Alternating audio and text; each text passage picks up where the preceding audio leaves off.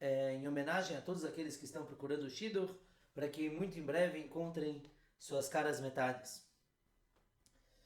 No Violinista Alternado tem uma cena que uma das filhas lá do Tevon, se não me engano a primeira, faz muito tempo que eu assisti esse filme, a primeira consegue um Shidduch, um bom rapaz, mas ela sozinha conseguiu, não usou uma shadchanit, uma casamenteira. E aí o pai fala que não é assim que se faz, e ela pergunta por que não. E ele fala, tradition, assim é a tradição. Judeus se casam usando casamenteiras, shadchanit, shadchanim. E o que a gente vai abordar hoje é exatamente por que se faz assim, por que não basta encontrar em algum lugar e namorar, nada disso. Por que a gente não faz como o resto do mundo? Shadchan, casamenteiro, a palavra se escreve com Shin, Daled, Chaf, Nun, que é o acróstico de Sheker, Dover, Kesef, Noter. Shadchan, ele fala mentiras e pega dinheiro, porque o Shadchan deve ser pago. É uma brincadeira que se fala que um casamenteiro, quando ele vai apresentar um casal, um moço, uma moça, ele muda um pouquinho, fala, né, que o rapaz é perfeito, e nem sempre é assim. Óbvio, brincadeiras à parte, por que a gente confia tanto num shadchan, num casamenteiro?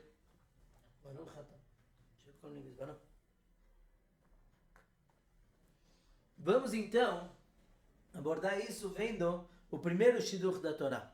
O primeiro casamento feito dessa maneira. O primeiro casal foi, como falamos nas aulas anteriores, Adão e Havá, Adão e Eva. Mas o primeiro a se casar numa forma de casamenteiro e que realmente a Torá conta toda a história de como sucedeu o casamento foi o nosso segundo patriarca, Yitzhak Avinu.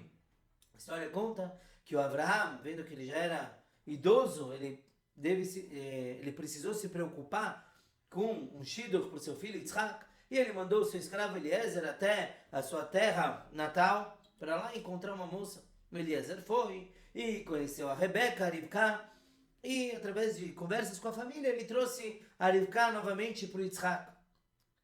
Lemos sobre o emocionante encontro entre Yitzhak e Rivka, eram primos, mas não se conheciam. E a Torá usa uma frase muito curiosa, que diz que o Yitzhak trouxe a Rivka para sua tenda, para a tenda da sua mãe, ou melhor, a Sará, sua mãe já havia falecido, trouxe ela para sua tenda, e aí ele a amou.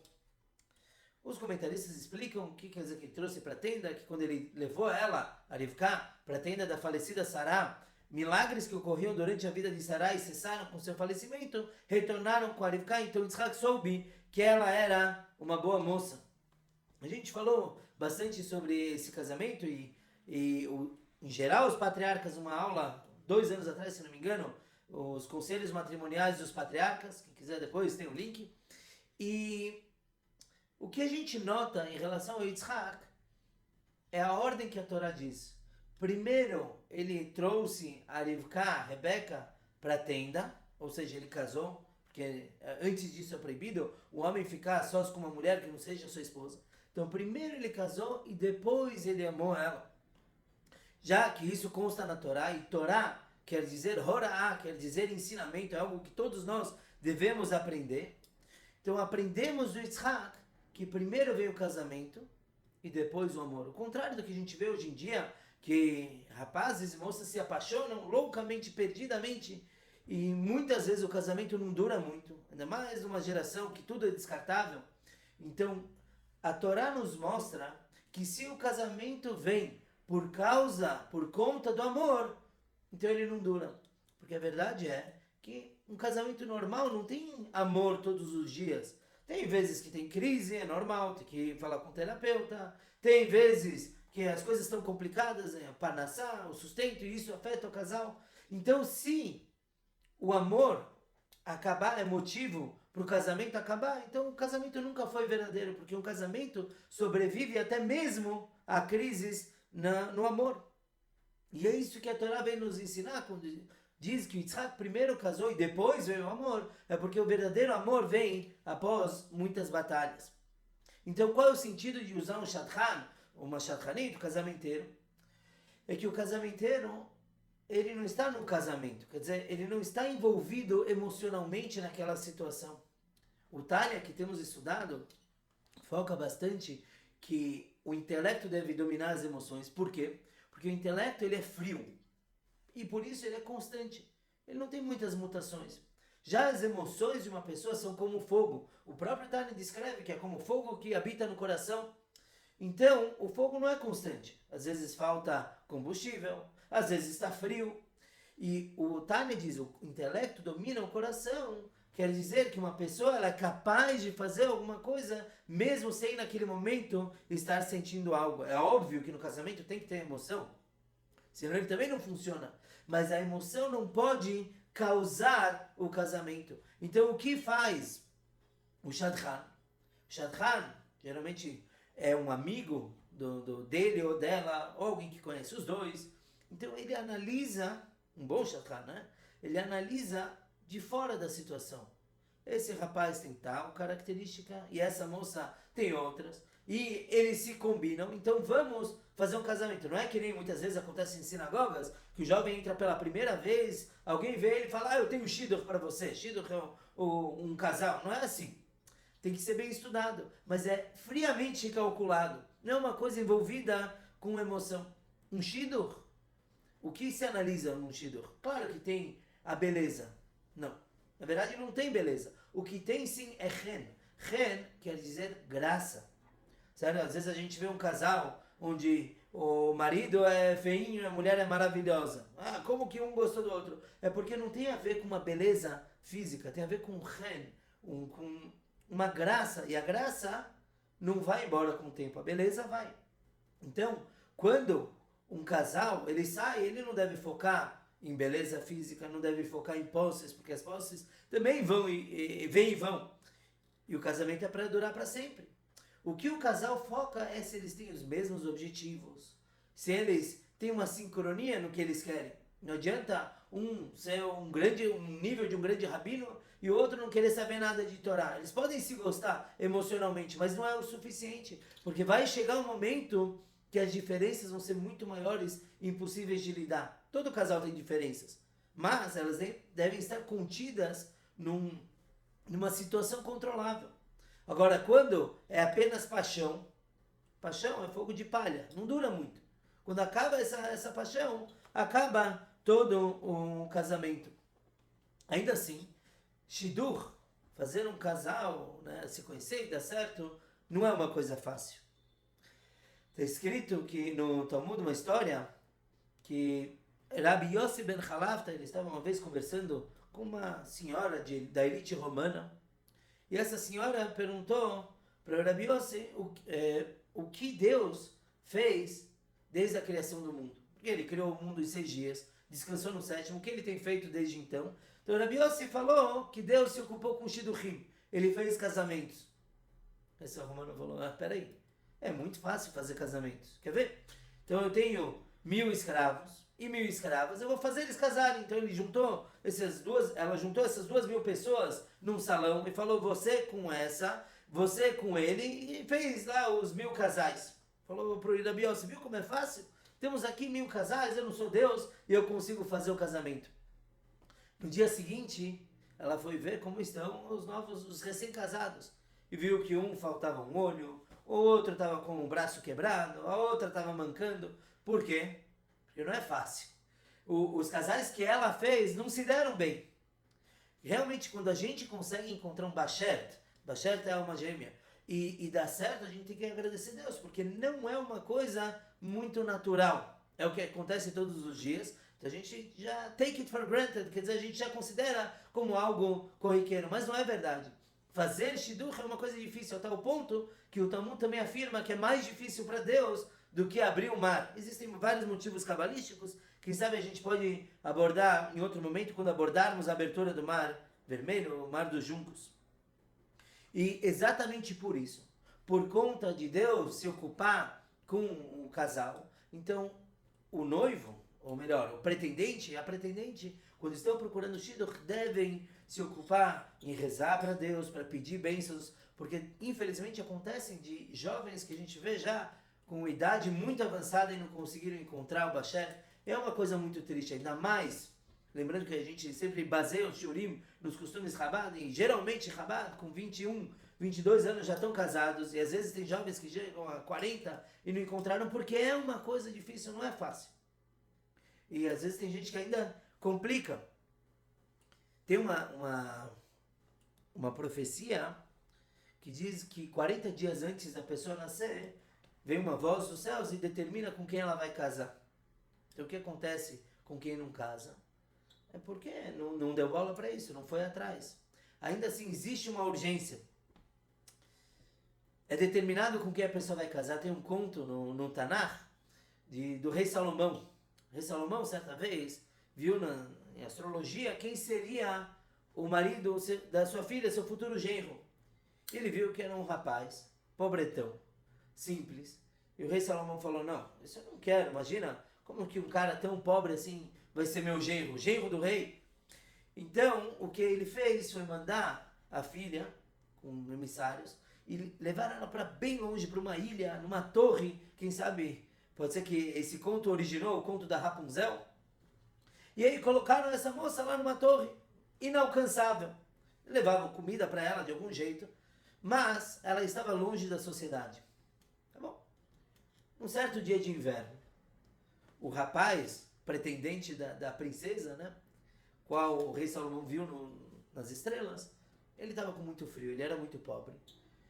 Ele andava pelas ruas de Israel no frio, e até que ele viu uma carcaça de um boi morto, já recém-morrido, então ainda dava para se esquentar. Então ele se colocou, certo, entre as pernas do boi, agarradinho assim para tentar se aquecer aquela noite. Durante a noite veio uma águia, o Midrash fala que era bem grande, pegou aquele boi e levou para comer em algum lugar tranquilo. E viu ao longe, as águias enxergam longe, e viu ao longe uma torre alta. Então a águia, naturalmente, para poder comer tranquilo, levou o boi naquela torre onde estava a filha do rei Salomão.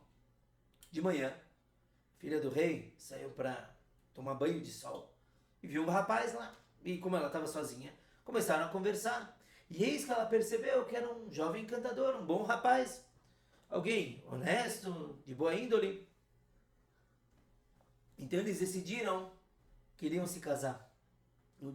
Quando vieram os serventes do rei trazer comida para ela, ela mandou que eles avisassem o rei que ela encontrou o Bashet.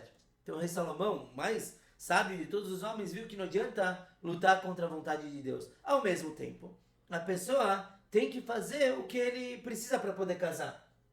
Não é só porque Deus definiu que vai casar. Tem que fazer um esforço. O Rebbe diz que deve-se procurar um shidur da mesma forma que se procura quando a pessoa perde alguma coisa preciosa. Então, se eu perder um relógio caro, eu vou ficar procurando que nem mexiga, né? Porque eu não quero ficar sem ele. Da mesma forma, alguém que não casou ainda, deve ir atrás de um bom shidur para poder casar. Como que o Shadchan faz? Então eu falei que ele primeiro vê as características dos dois, se combinam. Uma coisa muito importante, principalmente entre os Ashkenazim, é fazer o exame do Dore Sharim, é um exame que foi criado em 1983, um exame de sangue. Aqui se faz, tem uma responsável que colhe o sangue das pessoas, manda lá para os Estados Unidos, se eu não me engano.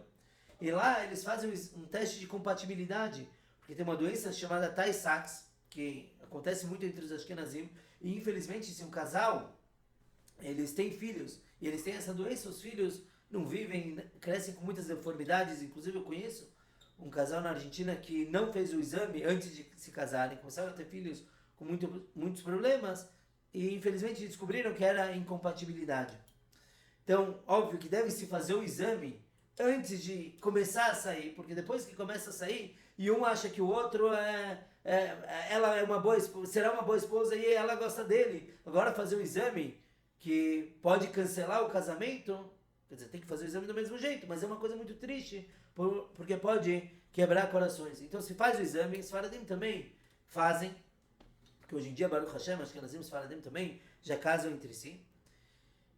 Muitas vezes o Shadchan tem também o profile, que é o perfil de cada um, eles escrevem o que estão buscando, e é legal que todos colocam, eu estou buscando uma pessoa boa. Quem procura uma pessoa ruim? Tinha uma história de um homem que ele era muito religioso, mas ele queria comer camarão. E não pode comer camarão pela Torá.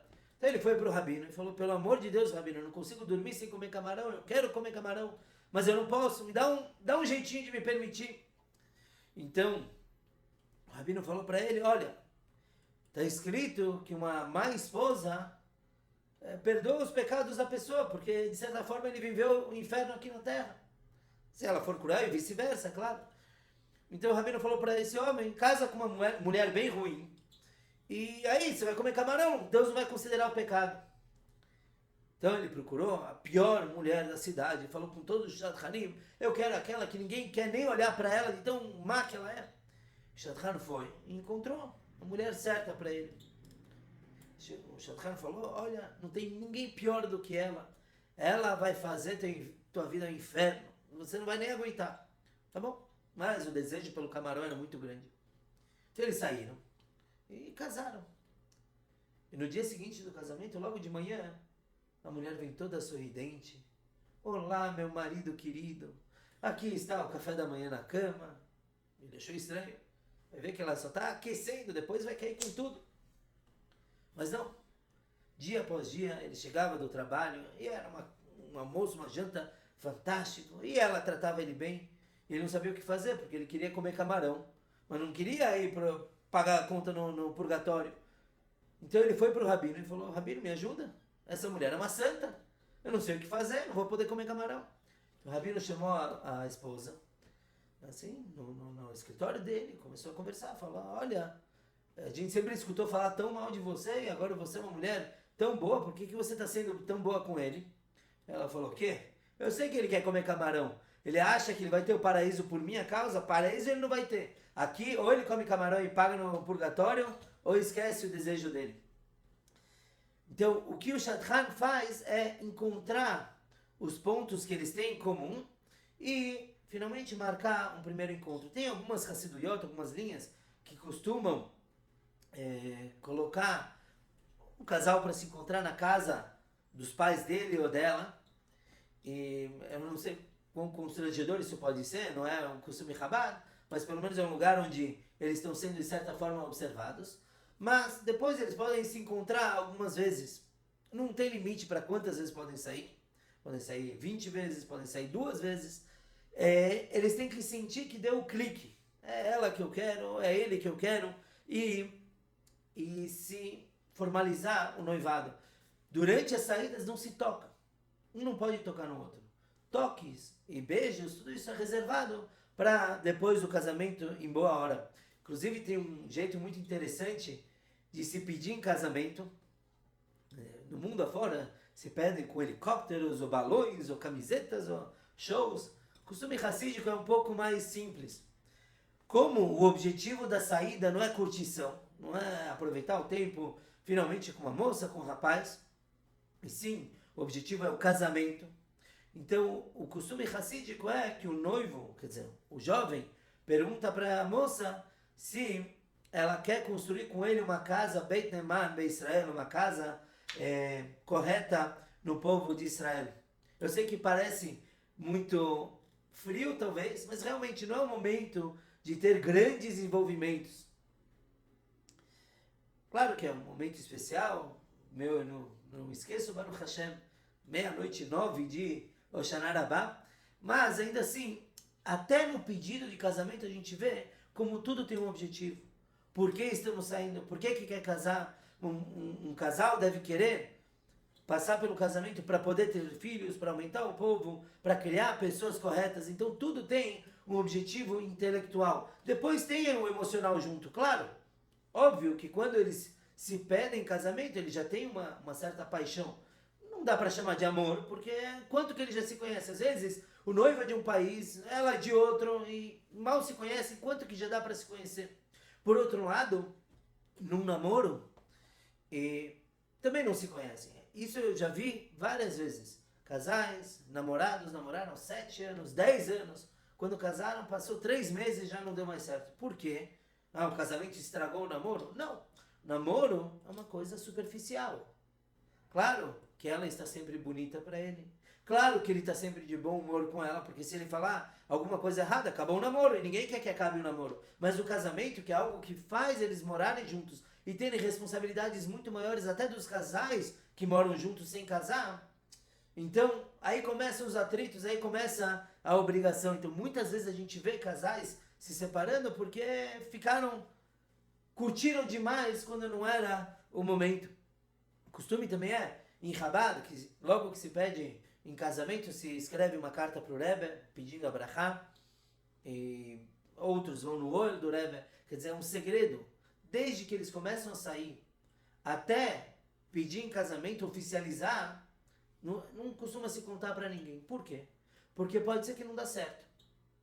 E aí, todo mundo fica sabendo que aquele rapaz saiu com aquela moça, aí podem perguntar, né, como é possível que alguém ofereceu isso, ou por que será que não deu certo? Então, se faz em segredo, até oficializar. E aí, quando se oficializa, se faz um lechaim. O lechaim quer dizer, se vai na casa dele, ou dela, ou de algum amigo, e se faz um brinde ao novo casal. Outra coisa muito importante é pagar o shadchan, pagar o casamenteiro, a casamenteira. Principalmente porque houve um esforço, e eu já vi minha esposa fazendo shidduchim, não é uma coisa que leva horas e horas e horas e horas, e fala com um, e fala com outro, e marca, aí não pode, aí não quer, e tem dúvidas. Não é uma coisa simples, então se paga ou se dá um presente para o shadchan, para deixar ele feliz também. Isso inclusive traz brachá, bênçãos para o casamento também. Depois do noivado, até o casamento, como é o relacionamento? Lechaim. O nosso costume é que o casal se veja o mínimo possível. Por quê? Uma vez que eles estão noivos, então eles têm uma proximidade muito maior. Se eu, de solteiro, andasse com uma moça solteira na rua, todo mundo ia achar estranho. Agora que eu estou noivo, claro, são um casal. Então, eles podem acabar entrando em situações delicadas, e inclusive muitos costumam que o noivo só vai ver a noiva de novo, depois do noivado, no casamento. Então tem um rabino aqui em São Paulo, por exemplo, que eu sei que ele ficou 1 ano sem ver a noiva dele. Outros têm outros costumes, se vem uma vez por semana. Antigamente o Rebbe orientou, carta uma vez por semana, principalmente porque não estavam nem em proximidade geográfica. Mas o que sim o Rebbe enfatiza é muito forte, que se o casal tem proximidade demais quando deveria estar longe, eles vão estar muito longe quando precisam de proximidade. Tem um momento para cada coisa. De novo, a gente vê como o intelecto deve coordenar tudo. Tem um momento para curtir, que é depois do casamento. Tem um momento para ficar de bobeira, que é depois do casamento. Agora, se eles já ficaram de bobeira tanto antes, qual vai ser a novidade depois de casar? Não tem nada novo. Além das contas entrando por baixo da porta. Não tem mais nada. Então, se guarda, se respeita o período que a pessoa está, no momento que ela está, para poder aproveitar cada um da forma correta. Outras orientações do Rebbe ver o que é prioridade.